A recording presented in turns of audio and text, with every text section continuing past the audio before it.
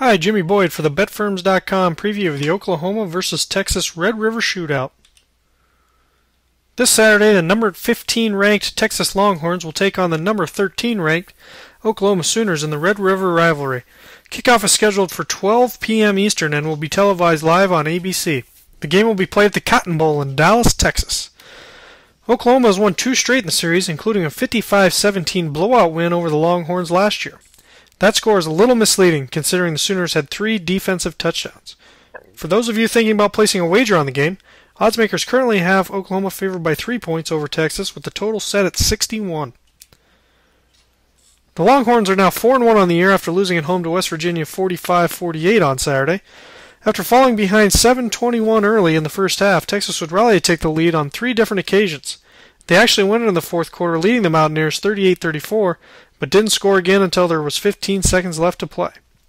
Texas got big-time performances out of sophomore quarterback David Ash and sophomore running back Joe Bergeron. Ash completed 22 of 29 attempts for 269 yards, but his only touchdown toss came on the final drive when he hit Marquise Goodwin from 8 yards out. Bergeron managed just 45 yards on 17 attempts, but found the end zone 4 times. Freshman running back Jonathan Gray finished with a team-high 87 rushing yards, while senior Jeremy Hills caught a team-high 6 passes for 67 yards.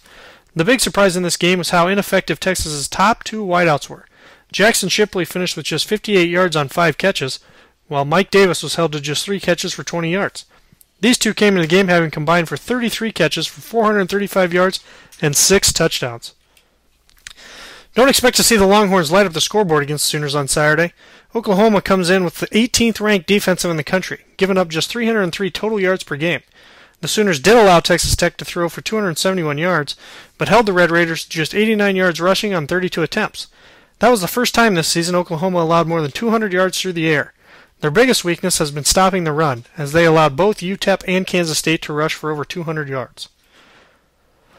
The Sooners returned from their bye week with an impressive 41-20 win at previously unbeaten Texas Tech. It was a big win for Oklahoma, who lost their conference opener at home to Kansas State 19-24.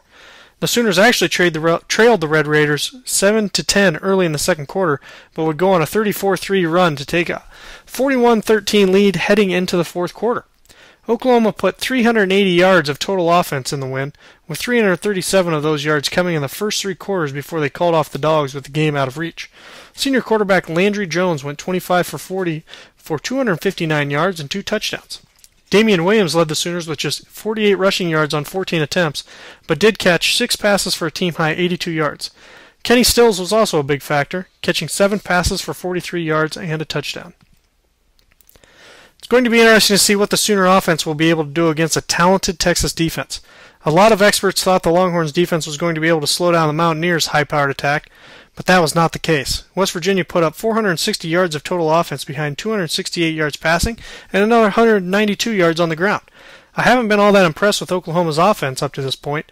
I wouldn't be surprised at all if this game didn't turn into a defensive battle. Some betting trends to consider before putting any money on this game. The under seems to be the strongest play in this matchup. The under is 4-1-1 in the Longhorns' last 6 games after allowing more than 40 points in their previous game, and 13-6 in the Sooners' last 19 games after scoring more than 40 points in their previous game.